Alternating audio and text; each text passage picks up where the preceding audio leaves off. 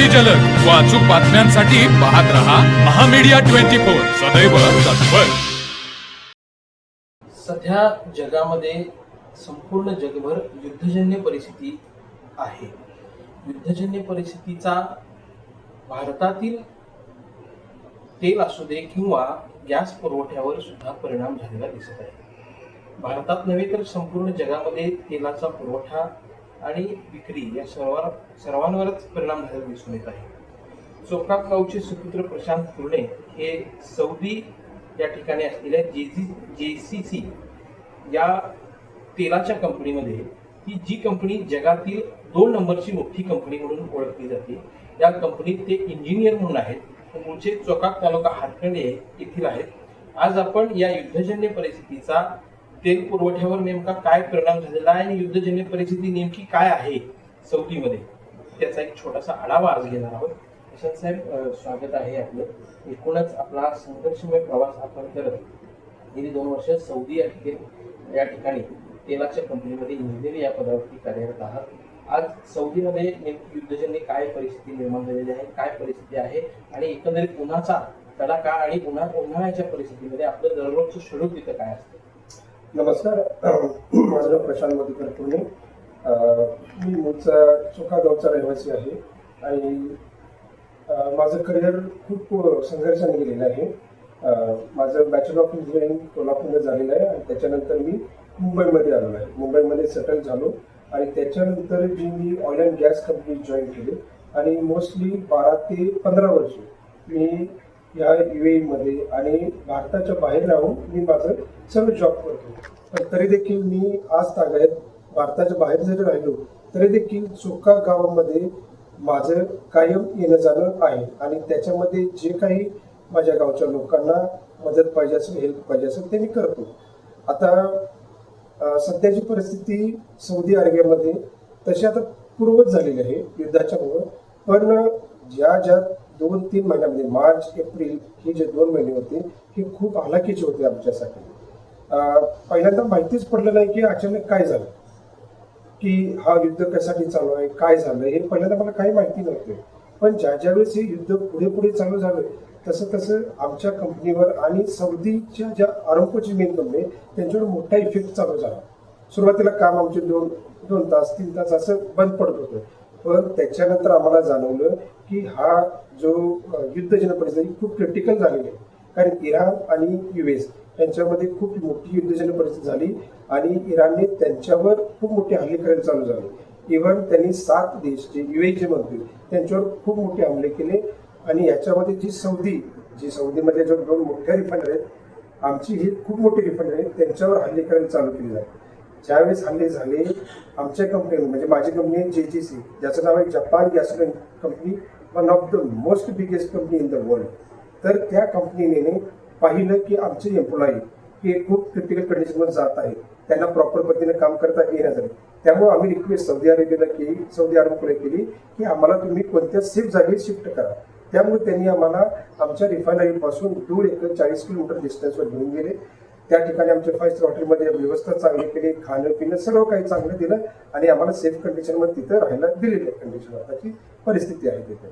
पण ह्या हल्ल्याचा एवढा मोठा परिणाम झाला की आमचं टोटली काम सध्या त्या 2-3 महिन्यामध्ये पूर्ण बंद होतं। सर्व एम्प्लॉई हे त्यांच्या रूमवर किंवा फ्लॅटवर बसलेले होते।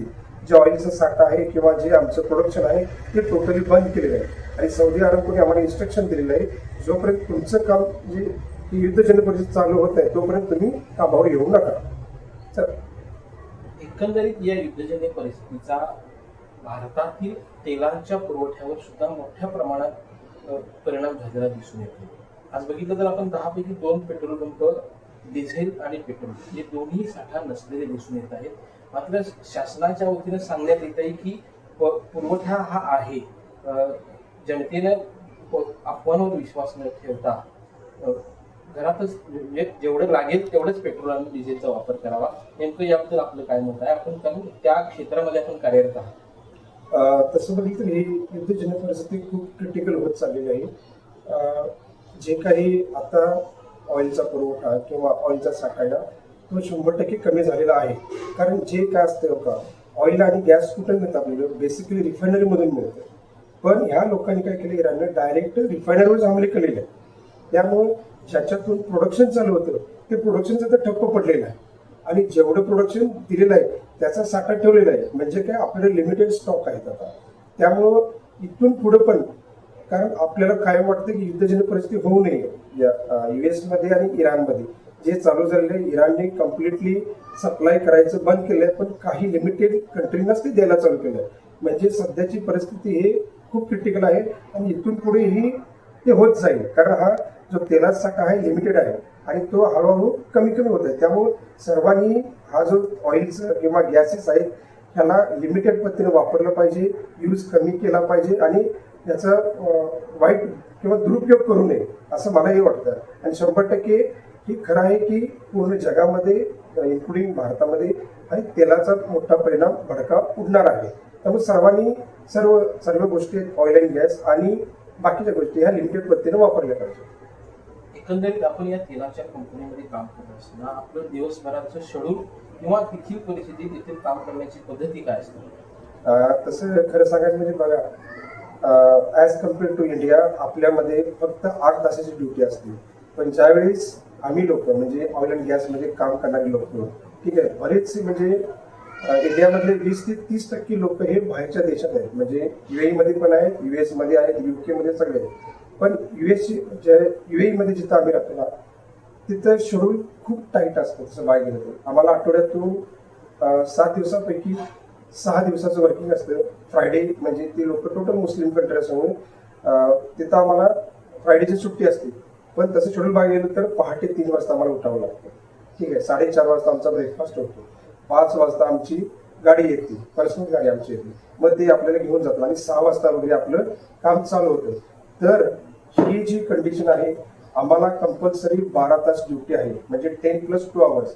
इंडियामध्ये आपण खूप लोक खुश आहे की आपली ड्युटी फक्त 8 तास असते, पण आम्हाला 12 तासाची कंपल्सरी ड्युटी का असते? कारण इथली जी परिस्थिती डिफरंट आहे. कारण इथे उन्हाळा, हिवाळा, पावसाळा अशा वेगवेगळ्या गोष्टी असतात. ज्यावेळेस इथे उन्हाळा चालू होतो तर टेम्परेचर 55 डिग्री ते 60 डिग्रीपर्यंत जातं. त्यामुळं आम्हाला दुपारचा वेळ म्हणजे 12 ते 3 ह्या वेळेत कंपल्सरी काम बंद करावंच लागतं. कारण ह्या कंडिशनमध्ये एवढं तापमान वाढलेलं असतं की लोक बाहेर डायरेक्ट सनलाईटमध्ये काम करू शकत नाही.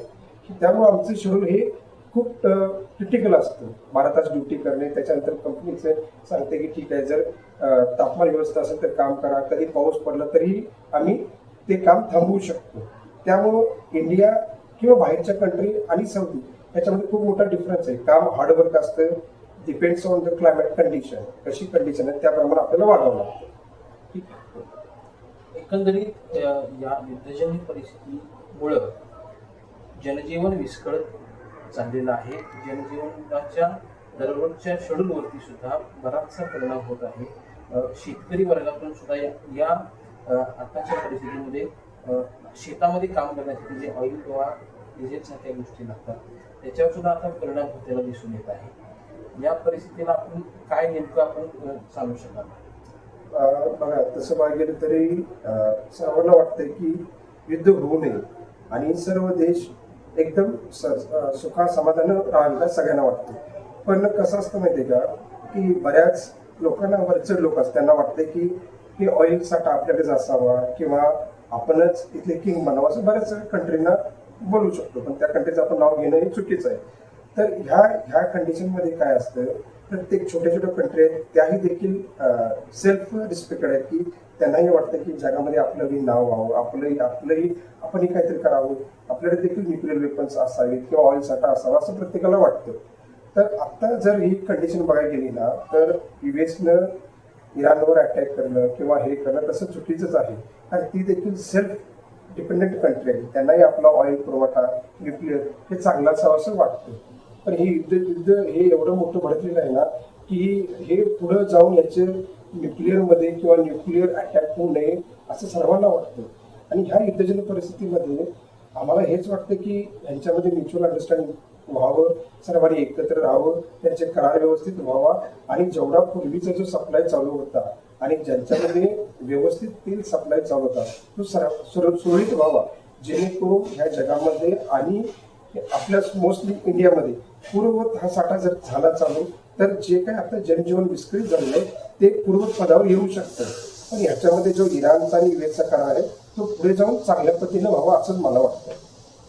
एकंदर युद्धजन्य परिस्थितीचा आढावा आपण घेतला असेल तर आपण ज्या कंपनीत आपण काम करता त्या कंपनीत आपल्या ग्रामीण भागातील लोकांना सुद्धा माहीत पाहिजे की आपण नेमकं तिथे काय काम करता, आपल्या दिवसभराची कामाची पद्धती काय असते, आपले शेड्यूल वर्किंग काय आहे तुमचे. आता बघा, बेसिकली माझं बघायला तर मी बेसिकली मेकॅनिकल इंजिनियर आहे आणि आमचं काम काय असतं तुम्हाला सांगतो की जगामध्ये जेवढ्या रिफायनरी बनतात, ऑइल साठा बनतो किंवा जिथून ऑइल निघतं हे जमिनीकडून ऑइल निघत असतं. ठीक आहे, पहिलं काम काय असतं, जसं आपण गावामध्ये विहीर खोदतो, विहीर खोदल्यानंतर आपण ते निघून जातो, त्याच्यानंतर तिथून पाणी येतं, मग त्याला आपण बोर लावतो, मग ते पाणी आपण वेगवेगळ्या शेतामध्ये घेऊन जातो, दुसऱ्या ठिकाणी घेऊन जातो, कन्स्ट्रक्शन.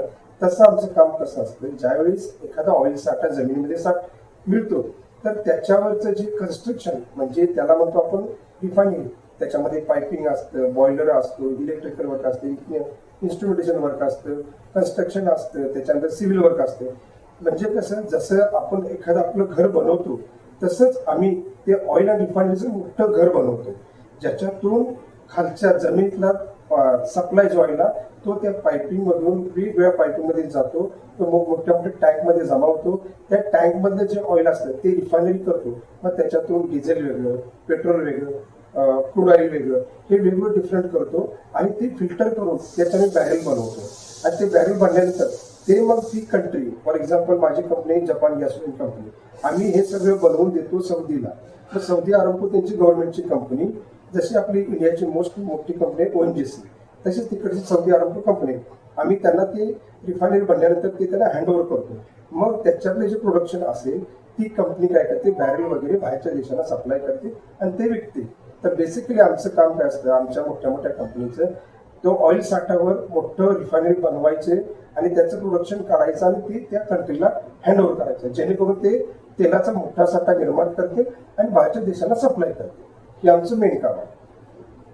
एकंदरीत आपण बघितलं की सारख्या ग्रामीण भागातून जनतेशी नाळ आणि ग्रामीण भागाशी आपल्या जन्मभूमीशी नाळ जोडलेला एक युवक, एक इंजिनियर मुंबईत आता स्थायिक होऊन तो फॉरेन कंट्रीमध्ये सुद्धा काम करताना एका उच्चपदस्थ अधिकारी म्हणून काम करताना आपल्याला दिसत आहे.